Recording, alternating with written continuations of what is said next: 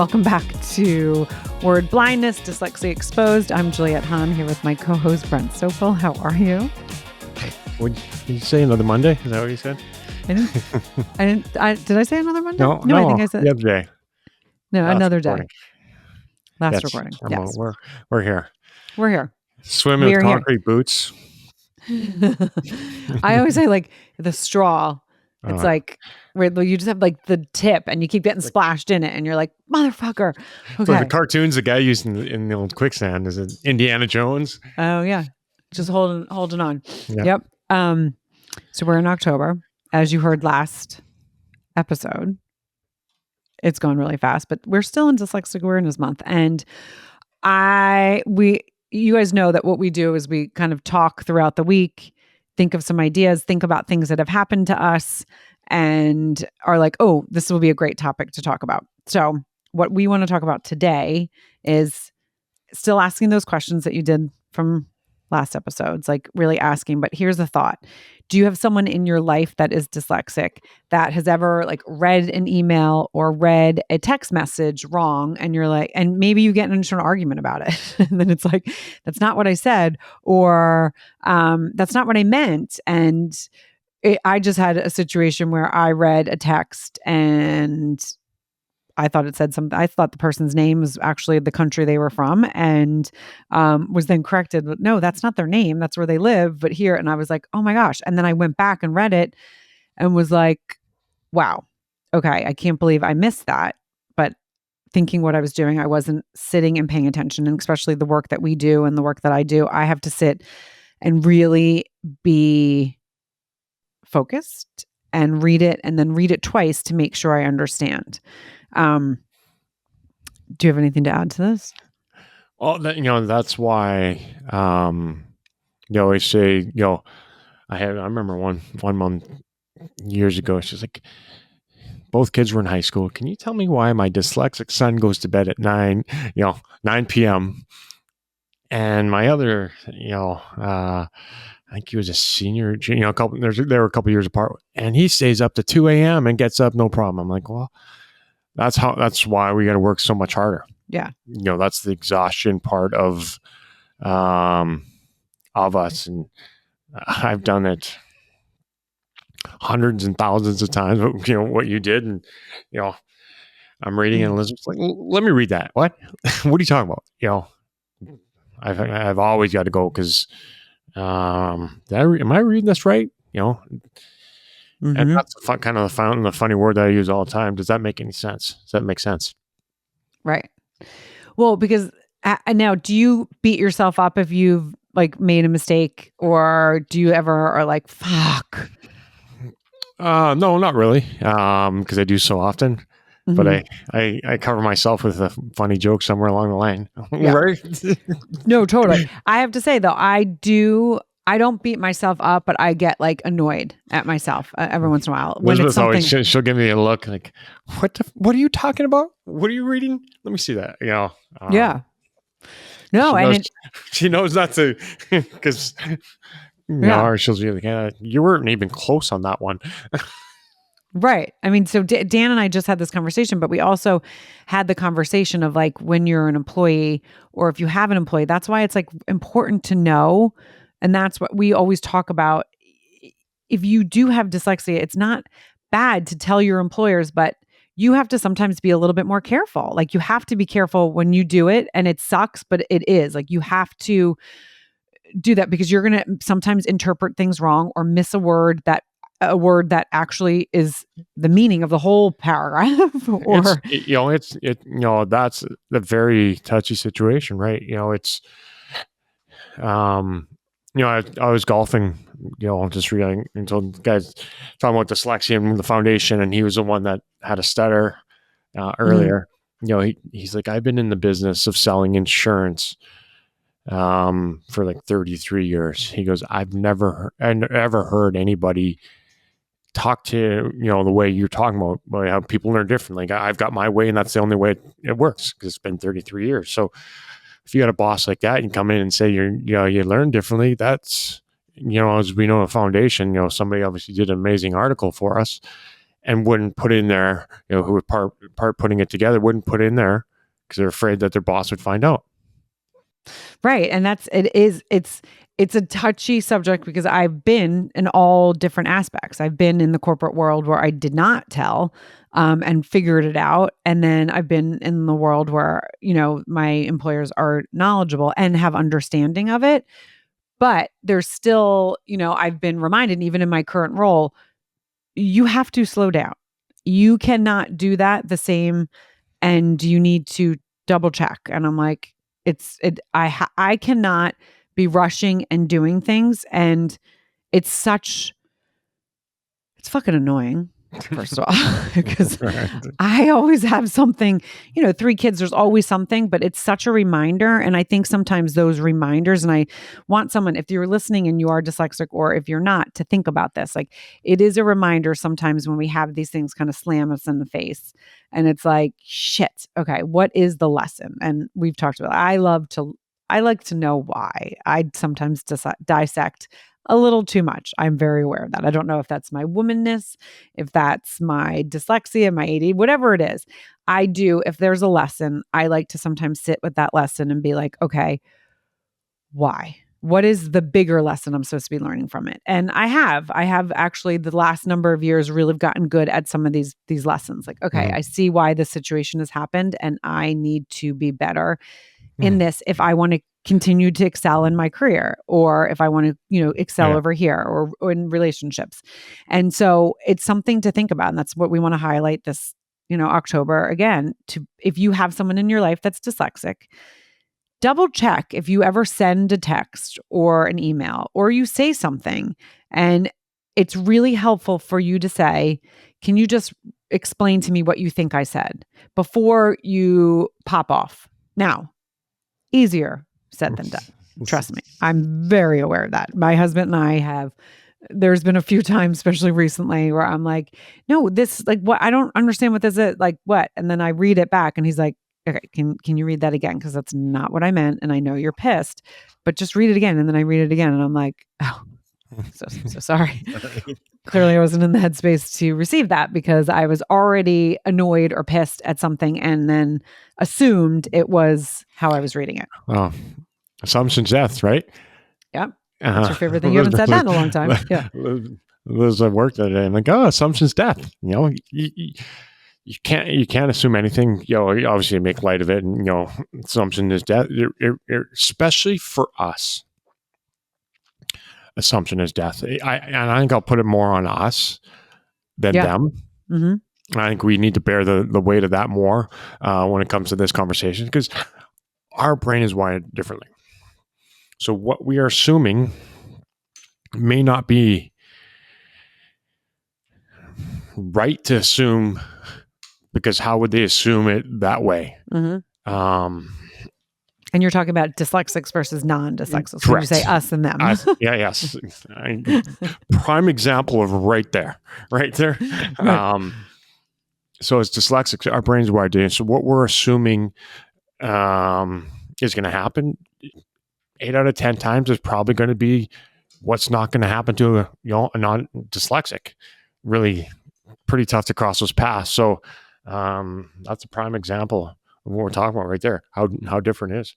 Mm-hmm.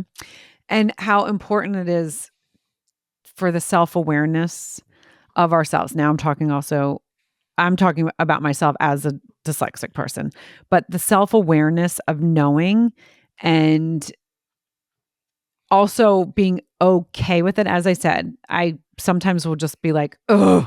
And it's not like I'm beating myself up, but I get frustrated because I'm like, I fucking was rushing and I read it wrong. And that is like, it's a reminder, just pause and do it. And these are like, this is my reminder in life, fucking pause. It's everything, but it's really important. And when you talk about work, I guess, that kind of falls in, obviously kind of got, work category, you got relation category, and then, kid category, almost 3 different, they're all either important across the board, but it's, if you're in one, then stay in one. Work. don't jump to 2 or 3 or Mhm. easier said than done, 100%, right? Yeah, I was just like, yeah, right. But it is you It's have to. us. Yep, and you have to, and it. We've talked about this a lot because I know, there's times where in the corporate world, like I've said to you, well, I have to do it this way. And you're like, yeah, but and not this job, but like we've talked about in the past where you're like, yeah, but that's what fucking sucks. Like shouldn't the employer have a little bit more knowledge? There's times that we have to own it. Like I remember in a situation where when I first started with this company and my boss basically was like, yeah, that's hard for you, but you have to fucking figure it out. If you're going to excel, you have to figure it out. So you need to figure it out and it's not the other person's problem, right? And that's true. And you have to be like, if I wasn't okay for the most part with how I learned and my dyslexia, that is a hard pill to swallow, right? Because it's like then you're like, oh, I don't want to fucking mess up or I don't want to do this. You have to be okay with messing up because you're going to. That's in life in general. But and again, in these categories, it's really important to have the self-awareness. And that's why we have these conversations. That's why we come on and talk on this podcast about real life stuff because it is important if you are dyslexic or you have someone in your life that's dyslexic, a mother, a child, a dad, a child, if the parents don't have dyslexia and the child does. And especially when a child's little, like you have to, hey, do you understand what I'm asking? Do you understand what I'm asking you to do before you get angry, right? We talk about the different steps. I mean, that's also a attention deficit thing where, so you can't give 6 steps and expect, No, I someone to follow. I still can't. I mean, no, I can't. that's why I suck at directions. I've referenced that one many times because I'm like, hey, in hockey, my Yeah. drills are like 1-2. Like, you're so simple, boring. I'm like, yeah, well, and I always throw it back on me. I'm like, my brain doesn't work 1-2-3. I'm already lost on 3. Mhm. So I use that reference, all the time, and it's a way of taking it off of other kids, right? Just throwing it on me. I'm not saying it's another way of saying it nicely, but it's a tough question. Yeah, I mean, but also in hockey or any sport, really, when someone's learning, they really should be doing 1-2 so they can get really good at it. I mean, but you put it on yourself because you do the kind of the self-deprecate, like where you're like, oh no, and make a joke about yourself when really it's the correct way to coach, that's right? but it buys me extra time around with them. That's a sneaky way to keep them happy without understanding what I'm trying to do because they don't get it. They don't get it. No, They right. assume, again, always the shirt assumption is death, but really you can't assume when your brains are wired differently. You can assume they understand what we're asking or what we're needing. So the explanation, the ask, is easier doing it that way. Mm-hmm. And really, if you think about even people that don't have different wired brains and emails, like I know in the corporate world, thank goodness not in mine, but everything's done emails. Oh, like the back miss a day of work, she'll come back with like 250 emails. Right. And like going through that, and then if someone's rushing or they're not clear, and you're just like, okay, think about how efficient a company could be if it was like a really quick, if a boss sends something out to a team and then checked in, hey, can everyone just like respond to what they think I mean really quickly? Or can they just give me a call real quick, 5 minutes just to make sure we're on the same page? Think about how much more efficient that would be than to have 5 or 6 people thinking different and going in a different direction and then wasting 2 days on a different project because they didn't get what they were doing. Yes, it seems like it's silly because it might take time in the front to be like, okay, it's an extra 10 minutes to make sure the whole team understands. But think about the bottom line. And in the end, if everyone knew that they were on the same page, because everyone learns different. Some people are visual, some people are auditory. I mean, we talk about this all the time, whether you're dyslexic or not, or have any of the 5Ds. And so as like, just really in society, if you just were to check in, hey, do you understand what I'm trying to get across? How much time and energy we would waste on all different levels. It's you're never going to check in without understanding. It goes back to Yeah. Right? Ask. Right, exactly. And then there's also the people that don't want to do it because then again, they feel silly or stupid and they're like, well, I think I understand what they're saying, but I don't want to seem dumb by asking because maybe it's maybe I'm dumb and I'm not understanding Oh, it, or we're always going to say that anyways, right? yeah. That's what we do. Yeah. Unfortunately. Yes. Anything else that you want to bring light about Dyslexia Awareness Month? Obviously asking that questions, you'll learn a lot, asking those questions. It's just figuring out you're going to be okay. How many people, dyslexic, non feel alone in this little journey that we're on when it comes to dyslexia. So it's asking questions and just listening too. Listening. Mm-hmm. And trying to have some understanding. So why don't we do a couple statistics? Because I feel like as many times as we talk about things, I'll always have someone be like, "Oh my God, I've listened to all your podcasts, but you just said did it." I'm like, "Oh my God, I feel like we say that all the time." And they just comprehend it, right? So that's the thing. There's so many times that people will listen and not comprehend. They'll take something from right? You watch a show, you watch a movie, you always pick up different things in it. So that's why there's times that we repeat ourselves, because it's the statistics are obviously what the world functions on. But when you say 50% of people in prison in the world are dyslexic, that one usually stops them. Because that's insane. Because you turn on the news, it's nothing, right? Nothing good, right? It's always bad, bad, right? Mm-hmm. So as much as you hear the news, what keeps the world going, the news world, are those people are ending up in jail. 50% of them could be helped. Another one is the 89% of suicide notes have dyslexic traits. It's quite a high number. Yeah, say so. 100%. Mm-hmm. 1 in 5 people have dyslexia. I know that's a big one, but it's the hereditary portion to that is, cancer's 1 and 2, not all hereditary. The next there, 1 in 5, and hereditary.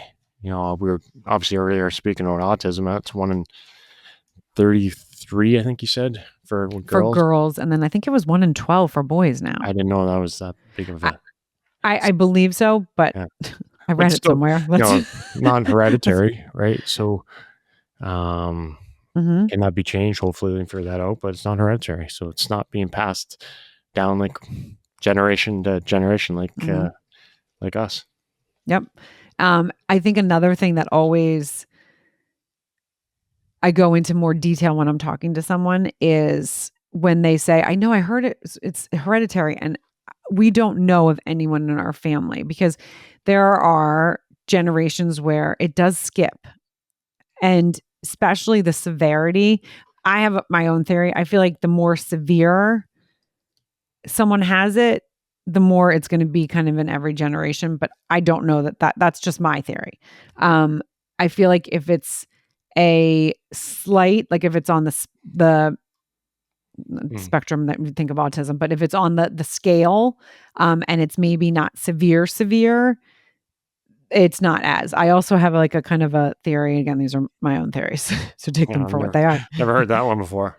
Well, but if you think about it, if it's really, really strong, I think also the how many D's you have. If you have 1 D, maybe it's not as. So you've gone downhill from your family, right? Meaning, you're talking severity. Well, right. Well, so my dad though is very severe. We don't know who. We think it's his mom, who was a model and stayed home. Mm-hmm. So we don't know, and she didn't talk about things. Right. His dad definitely. My dad's dad. We also are like, he's pretty sure he was ADHD. He was very high functioning, always like owned his own businesses, very high functioning that way. Right. But so that's the thing. But we know with my dad, and then my older sister, her, dyslexia is more severe than mine was, but my dyscalculia is more severe. But dyscalculia wasn't, it was just, I did girl math, right? I was told, oh, you're a girl. We'll find out in how many years when your kids have kids. Right. if that's, I know if my theory came true, because that's the thing. So like my sister Megan, she has one or two, second one's not sure, or is dyslexic, but then they have two that are dysgraphic. So the dysgraphia is an interesting one because now all three of my kids have dysgraphia. Montgomery, very severe, the other two less severe. So the mechanics of dysgraphia with him are more severe. I didn't realize until I'm like, oh my God, I'm totally dysgraphic. But again, that wasn't kind of diagnosed when I was getting diagnosed. It was just really like a reading disorder and ADHD, right? And then dyslexia a little bit later. So I don't know, but a lot of people will say, well, no, it's not. I don't know anyone in my family that had it. And then I talk about the lefts and rights and the flipping the B's and D's, or like very subtle things. And they're like, oh, wait, I really struggle with lefts and rights, like really struggle. And I'm like, okay, well, what else did you struggle in? Right.